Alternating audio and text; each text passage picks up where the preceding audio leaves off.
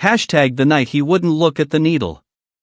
He told me he'd been in 3 combat deployments. Fallujah. Kandahar. Someplace he said the name of quietly, like the word itself still had weight. And then he looked at the small syringe in my hand. It was barely 1.5 inches long, and the color left his face like someone had pulled a plug. That's the thing nobody tells you about this job. The ones who've seen the most are sometimes the ones who go the palest. I still think about that night. Not because anything went wrong, actually, nothing went wrong, which is almost the more interesting part. I think about it because of what he said afterward. What he admitted, quietly, when it was over. And I didn't expect it. Not from him. Not after everything that came before. But I'm getting ahead of myself. Let me back up. It was the tail end of October. One of those nights where the weather can't decide what it wants to be, not quite cold enough for a real coat, but the kind of damp that gets into your shoulders and stays there. The small rural clinic where I was doing a rotation had that particular smell that every underfunded medical building has. You know it. Old coffee. Antiseptic that's been diluted one too many times. And underneath it all, something like dust and old wood, because the building itself was from the 1960s and nobody had ever really updated the ventilation. I'd been there 3 weeks at that point. The town had maybe 4,000 people, a grain elevator, 2 churches, and a diner that closed at 2 in the afternoon. The clinic saw maybe 15 patients on a busy day. The doctor I was working under, Dr. Okafor, brilliant woman, the kind of calm that makes you feel like the world is structurally sound just because she's in the room. She had gone home at 6. Left me to close up, which mostly meant restocking the supply cabinet and making sure the autoclave had finished its cycle. I was doing exactly that when I heard the front door. Not a knock. The door just opened. Which meant whoever it was had been here before and knew we didn't lock until 7. I came around the corner and there he was. Standing in the small waiting room with its 4 plastic chairs and its outdated magazine rack and its laminated poster about hand washing. He was tall. Broad through the shoulders. Somewhere in his early 40s, maybe. He had the kind of face that had been weathered by something more than just weathered lines at the corners of his eyes that didn't come from laughing. He was wearing a flannel shirt and work boots, and he was holding his left arm slightly away from his body. She gave me a look that said you are a saint and also slightly insane. I know you're closing, he said. His voice was flat. He told me this while I was reviewing the prescription his doctor had sent, a B12 injection, intramuscular, which is very routine, very common, nothing complicated. His labs had shown a significant deficiency, which explained some things he'd apparently been experiencing: fatigue, some brain fog, that general feeling of running on 3/4 of a battery that never quite charges. Have you had an injection before? I asked, still reading. Yes, he said. Totally fine with them. I looked up. He was sitting in the chair across from me, arms crossed, looking at the wall to my left with great interest. There was nothing interesting on that wall. It was beige. Great, I said. I went to prep the medication. B12 cyanocobalamin comes in this deep, almost jewel-like red color. I always find it slightly beautiful, honestly. Like a tiny vial of something from a fairy tale. I drew it up 1 milliliter, which is standard for this kind of supplementation, and I checked the syringe carefully, the way you always do, tapping it lightly, drawing back just a fraction, making sure there are no air bubbles trapped inside. This matters, by the way. I want to explain this because people sometimes think air in a syringe is this dramatic thing, like in movies, where someone pushes a bubble into a vein and it's immediately fatal. For an intramuscular injection, a tiny microbubble isn't the same kind of danger. But you still want to eliminate it. Because professionalism is in the details. And because you want to know exactly how much medication you're delivering. So you tap the barrel, let any air rise to the top, and push the plunger just barely, just until you see the first drop of medication appear at the tip of the needle. That's your 0. That's your starting point. I capped the syringe. Gathered my supplies: alcohol swab, gauze, a small adhesive bandage, gloves. Came back into the room. He was still looking at the wall. Okay, I said, setting everything down on the little tray. So for a B12 injection we're going to do intramuscular, into the deltoid, that's the shoulder muscle. It's the most common site for this kind of injection, very accessible, heals quickly. Sure, he said. His voice was perfectly steady. His hands, which were now resting on his thighs, were not. I noticed this the way you notice things when you've done this long enough, not with alarm, just with a kind of quiet attention. The slight whitening of the knuckles. The way he'd shifted his weight so he was slightly turned away from me. Daniel, I said, keeping my voice very even.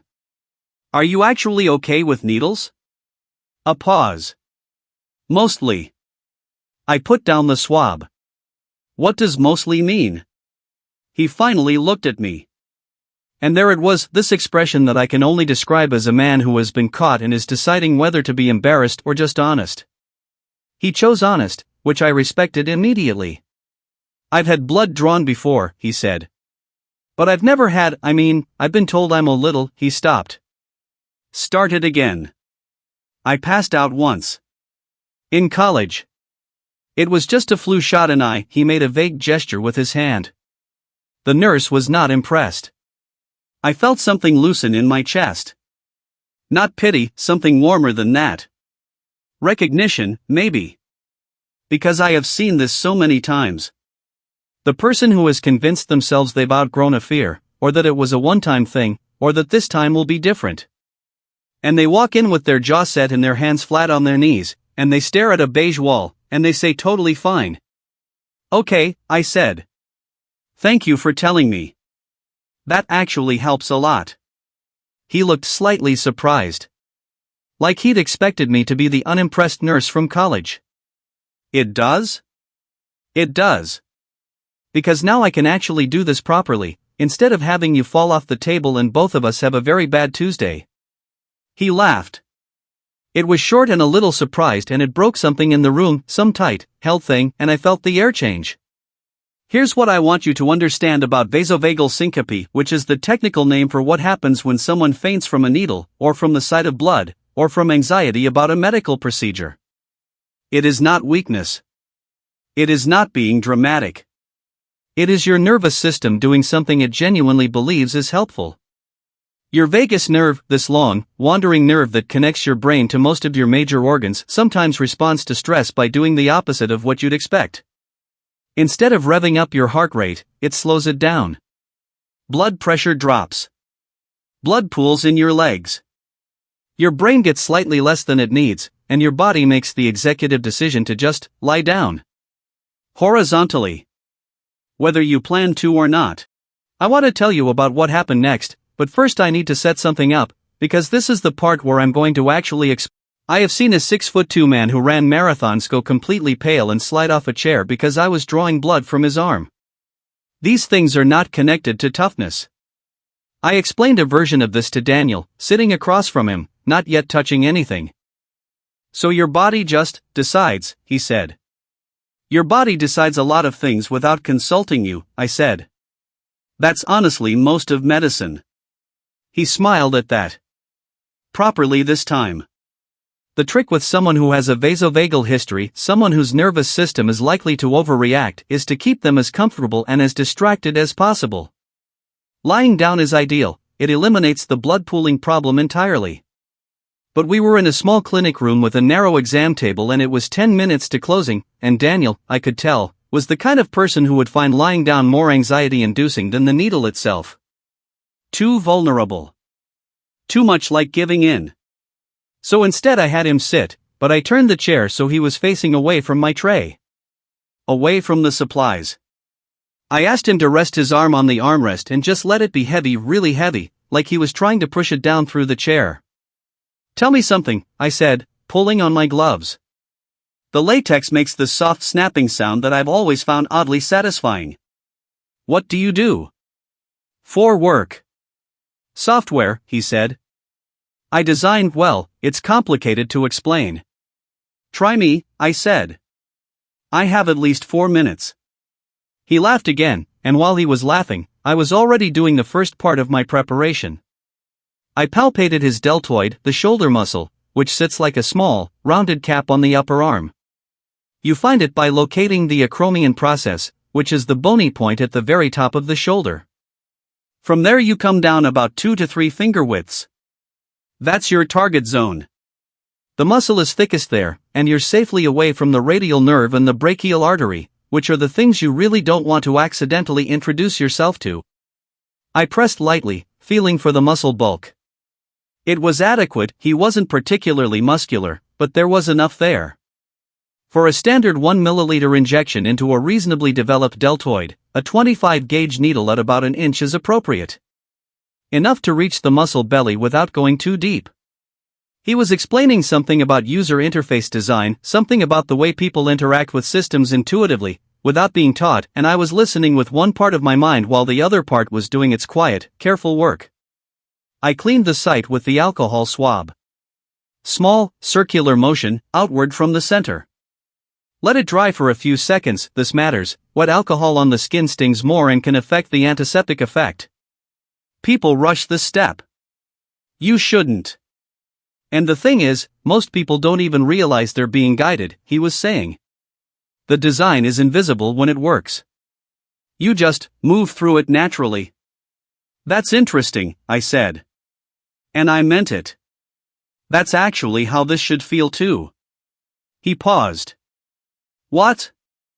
Nothing, I said. Keep going. You were saying about invisible design. I want to be honest with you for a second.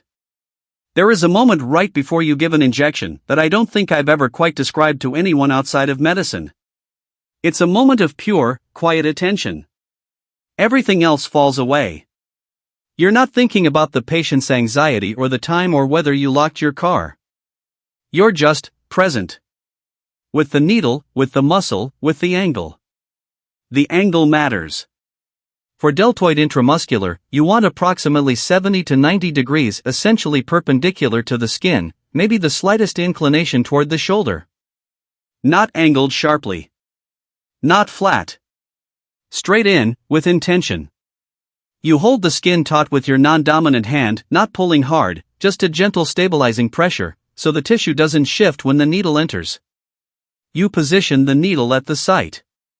And then you go. Not slowly. This is a misconception. Slow insertion increases pain. You want a smooth, confident, moderately quick motion like you know exactly what you're doing, because you do. The needle enters the skin and then the muscle, and if your angle is right and your site is right, the patient feels a brief pressure, maybe a slight sting, and then it's done. I aspirated, pulled back the plunger slightly to check for blood return. This step is actually debated in current practice. Many guidelines for intramuscular injections have moved away from mandatory aspiration because the likelihood of hitting a vessel in the deltoid is extremely low, and the evidence that aspiration prevents complications is limited. But I still do it, out of habit and out of the belief that careful is always better than fast. No blood. Clean muscle tissue.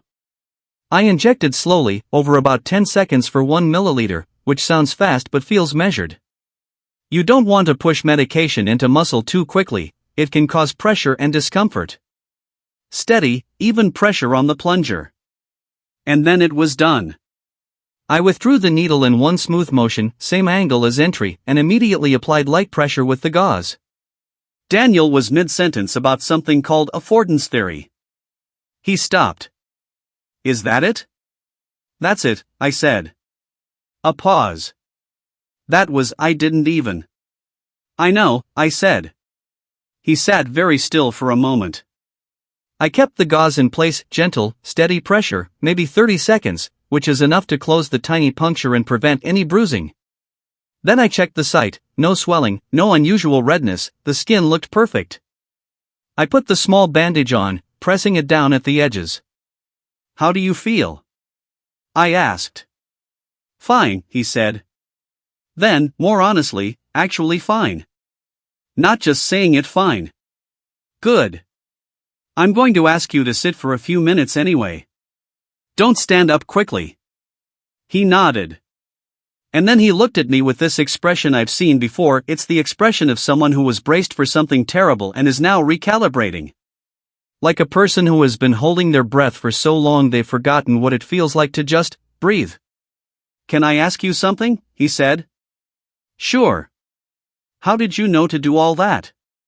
The talking, the turning me away, was that just, like, standard procedure?" I thought about how to answer that. "It's standard," I said.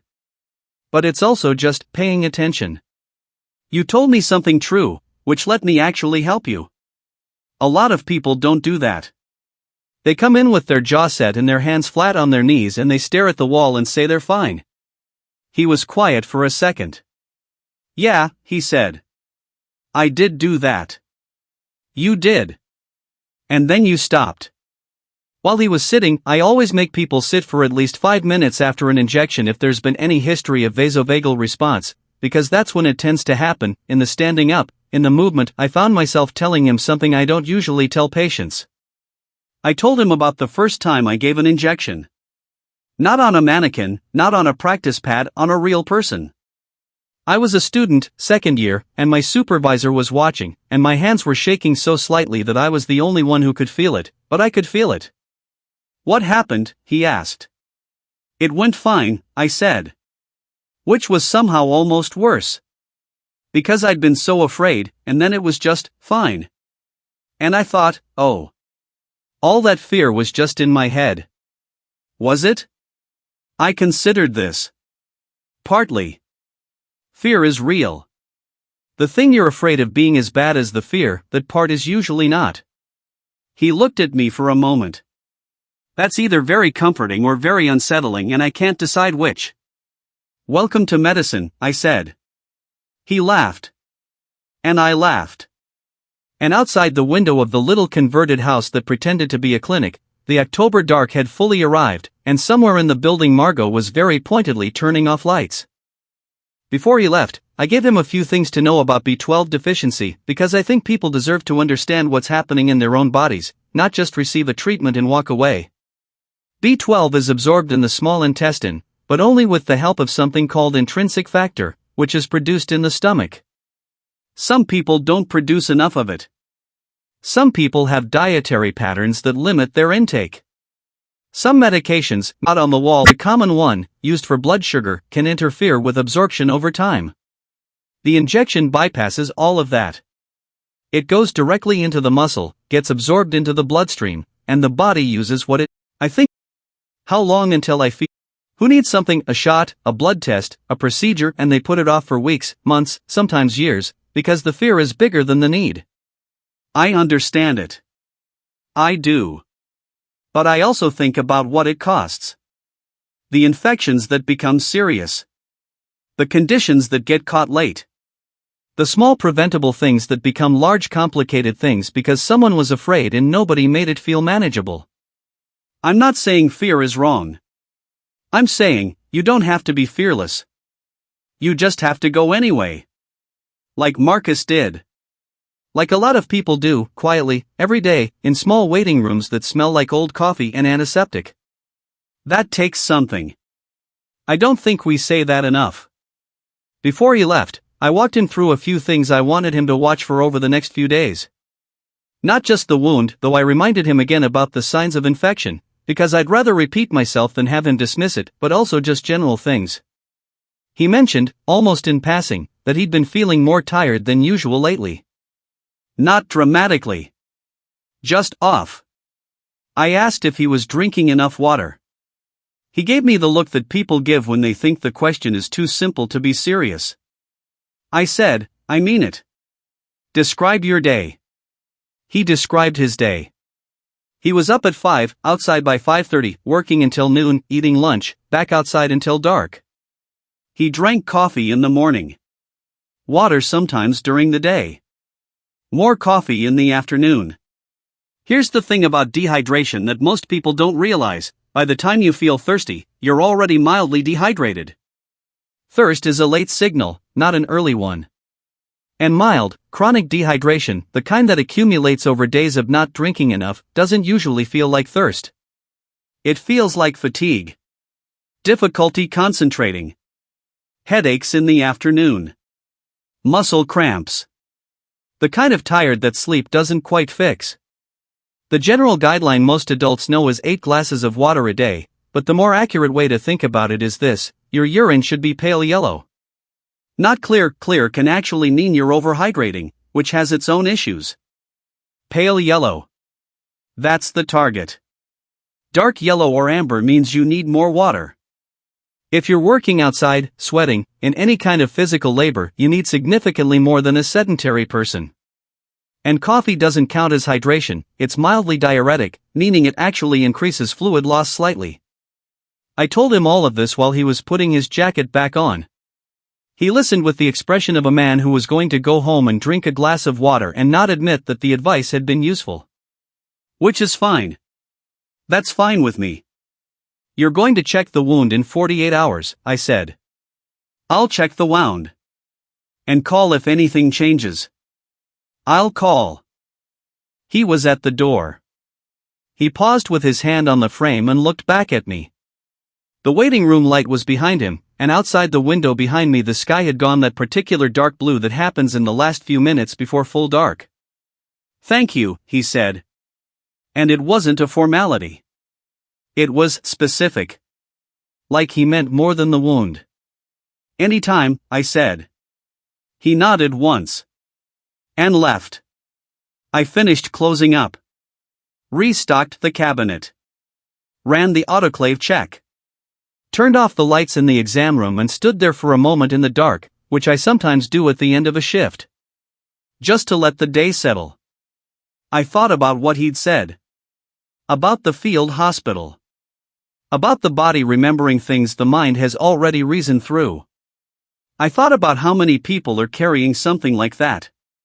Some moment from the past that has attached itself to an ordinary thing, a needle, a waiting room, a particular smell, and made it impossible. And how they still show up. How they still walk through the door and say I know you're closing and hold their arms slightly away from their body and look at a spot on the wall and get through it. I wonder sometimes if that's what courage actually looks like most of the time. Not the dramatic kind.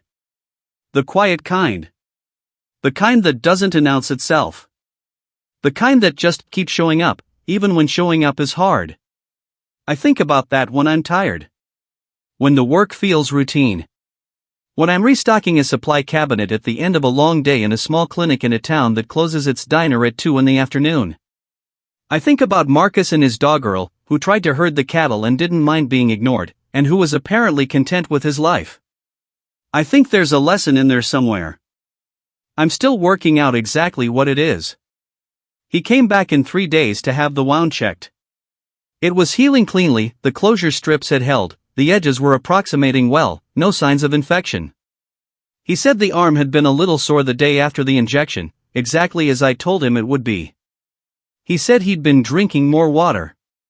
He said it like it was a minor concession. Like he was reporting in on something he'd agreed to reluctantly.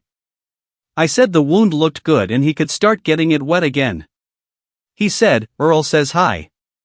I said, tell Earl I said hi back. And that was it. That was the whole thing. A fence post, a tetanus booster, a conversation in a small waiting room at the end of the day. I've thought about it more than it probably warrants. But then again, I think the moments that stay with you are rarely the ones that seem important while they're happening. They're usually the small ones. The quiet ones. The ones where someone looks at a spot on the wall and gets through something they were afraid of.